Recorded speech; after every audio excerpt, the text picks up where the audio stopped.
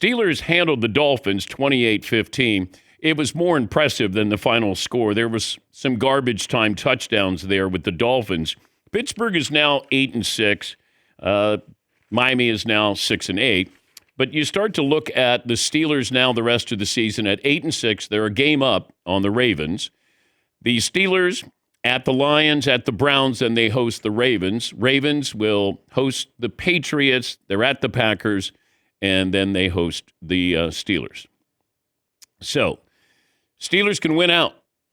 And if they do win out, then they're going to be in. As for the Ravens, if they win out, they're going to probably be in. Or at least Steelers would have the tiebreaker right now, I believe, in the division. But at 8-6, is everything okay? They didn't have T.J. Watt last night. Aaron Rodgers looked pretty good.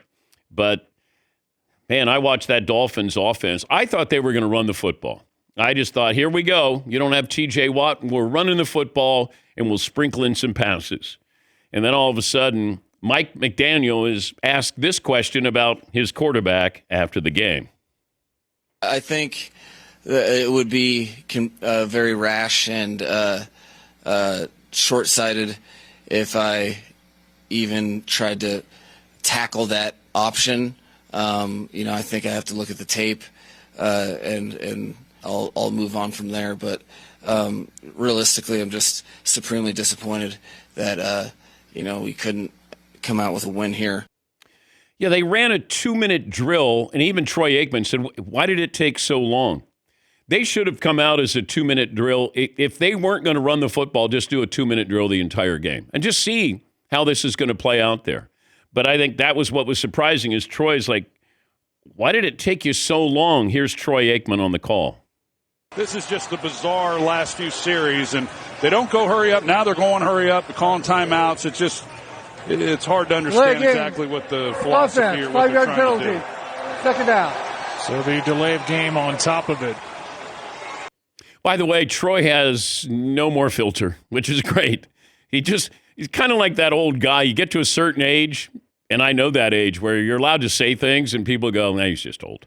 I mean, Troy's not old, but in broadcaster years, we're like, he's been around a long time. You just say what you feel. Peyton does that, but he's not broadcasting the games. Tom Brady, I hope, gets to that point where you're honest with what you see and you say it. And Troy has been doing that the last couple of years. But the Steelers improved to 8-6. I don't know how good you feel if you're a Steeler fan. Do you say, all right, win the division, host a playoff game? Maybe get bounced in the first round. Or maybe you win the game. But, the script sounds familiar. You haven't won a game in a long, long time. You're the Steelers. You are used to being a championship caliber team. And what you saw last night, is that sustainable? I don't know when T.J. Watt is going to come back, but Aaron Rodgers played well. And once again, the Dolphins with a couple of garbage touchdowns made it seem like it was a little bit closer than that, but it wasn't.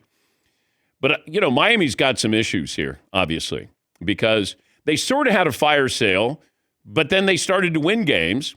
And now you have do you keep your coach? Did you see enough with your coach? The fact that these last 3 games, are they going to play hard?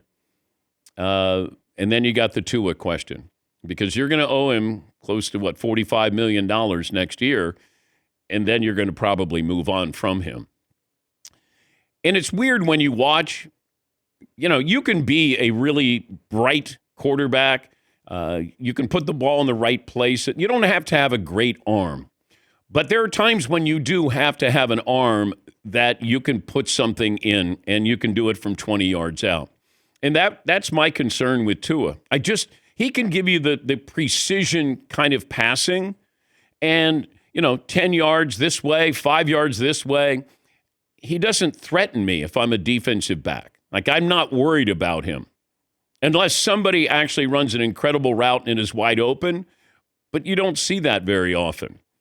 And it feels like everything is right in front of the defense, the defensive backs, and it's just non-threatening. I really thought Achant was going to have a dominating game. I thought he was going to run for 150 yards. I thought that was going to be the philosophy. And then you watch, first of all, that was a very boring game. to start. Like you're going, come on, guys, pick it up. Come on, let's go.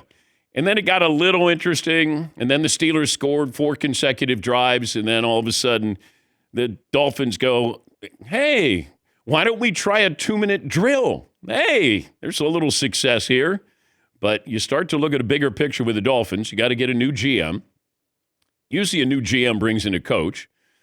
Has Mike McDaniel done enough where you go, he still feels like an offensive coordinator. He just does. And you know, I've said this many times, not everybody is a head coach. Not everybody should be a head coach because it takes different talents to be a head coach. Offensive coordinator, you got one job. You deal with that.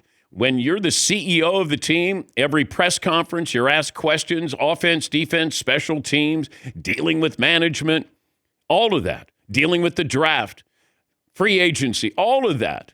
But when you're a coordinator, you get locked in and you're really good at what you do. We'd love to go, he deserves to get a head coaching job.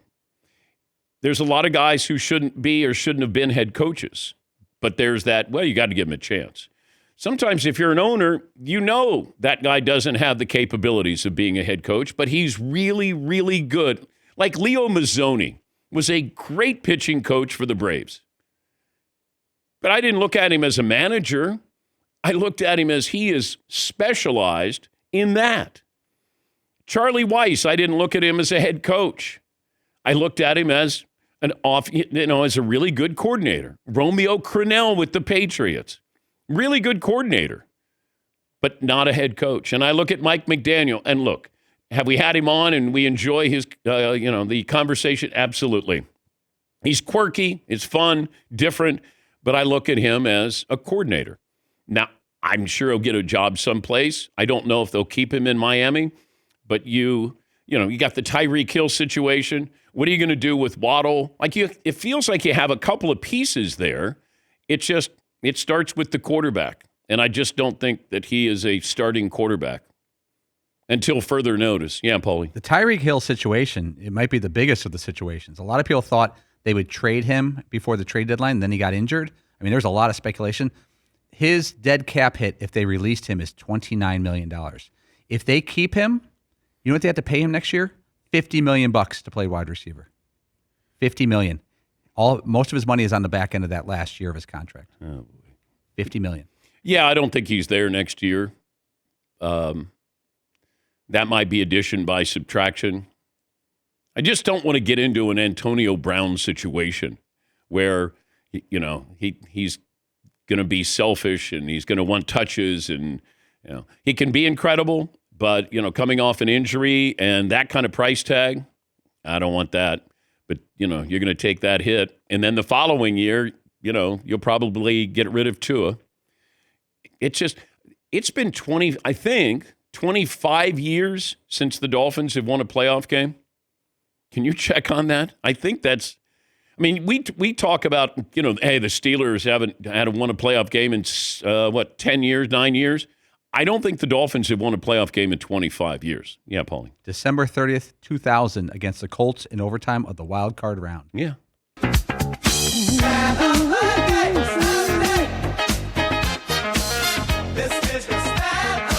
Stat of the day brought to you by Panini America, the official trading cards of the Dan Patrick Show. This first hour brought to you by the great folks at Mako. Dents, dings, faded paint, they got you covered. Get a free estimate today. Better get Mako. All right, Seton, poll question, first hour of the program is going to be what? We got one here for the Dolphins. Can we ask, what went wrong with the Dolphins, the head coach or the quarterback? I don't know if that's fair. But. Well, all I can do is go on what I said in real time. I never would have given him that contract. I would have franchised him. I would have made him show me one more time. Now he's been healthier. Now the focus is on his play. And I remember when Tyreek Hill, he came out and he said, my quarterback's the most accurate quarterback in the NFL. And, great. He did say some nice things about Tua. But I would say the quarterback, he's not an elite quarterback. Doesn't mean he still can't play. I don't think he threatens you. Like there's certain quarterbacks where you go, right? Mahomes is like that. Josh Allen's like that. Lamar's like that. Joe Burrow, when he's healthy, is like that. Justin Herbert's becoming that. Even Bo Nix is becoming that. There's a whole list of quarterbacks where you go, uh-oh. Tua is like, uh-oh. Yes, Marvin. So what you're saying is Tua is a starting quarterback. He's not a franchise quarterback. Yeah. He's a starting quarterback now. But it might be he gets to that place where after next year, then he's kind of hanging out there. And it's not like he's a bad quarterback. I want my quarterback. You have to account for him. You got to worry about him. You got a game plan for him. And I don't think that he does that to you. I think you game plan more for Achane than you do for Tua. Yeah, Paulie. I'm not trying to jab him, but back in the day when Alex Smith was on the Chiefs, he was a good quarterback. Led them to some good seasons and was a very solid player, probably above average and consistent. But they said, this is as far as we can go with this guy, and they went with Mahomes. Yeah. And look, we've had him on usually every Super Bowl. We've had him on. He was a guest when he was in college, and we liked him. But my job is not to like somebody as much as to observe, cover, have an opinion on somebody. All right, 877-3DP Show, email address dp@danpatrick.com, Twitter handle at DP Show. Speaking of threatening, are the Steelers threatening? Because we're going to get to the playoffs, and if they're hosting a playoff game, they won the division, you're going to be in the wild card round. Are they threatening? I would say they're not. But if I was going to go 1 to 10, let's say 10 is Super Bowl threatening, I would say they're probably a 5. A 5. Soft 5? Yeah. Which is not threatening. No. But that is not a threat. No. But dangerous? You don't sound confident. I don't. No, I don't. And maybe it's one of those where you get a run and all of a sudden Aaron Rodgers is magical, like he was last night. He played really well. They played well, and the Dolphins aren't very good. Even though the Dolphins came in, they're playing pretty well. When Tua came in, and all of a sudden you saw him outside, so I'm watching the pregame, and I think he took off.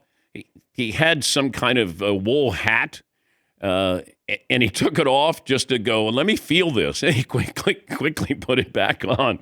And I was like, if I'm a gambler, I'm going all in on the Steelers with this. And what was the line last night? It was like 3.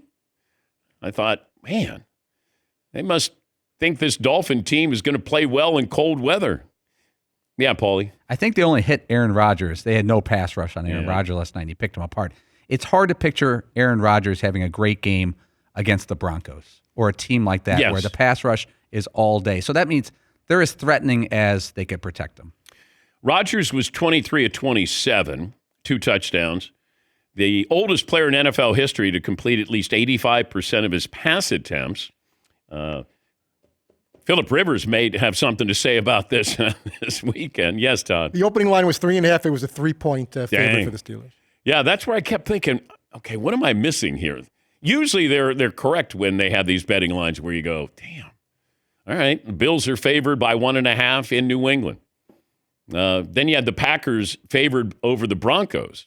We know how that went. So sometimes it doesn't work, but a lot of times you'll go, man, what do they know that I don't know? And that's why I thought that was a credibility. Hey, you're only a 3-point underdog. Miami on the road in December in Pittsburgh, and Pittsburgh without T.J. Watt.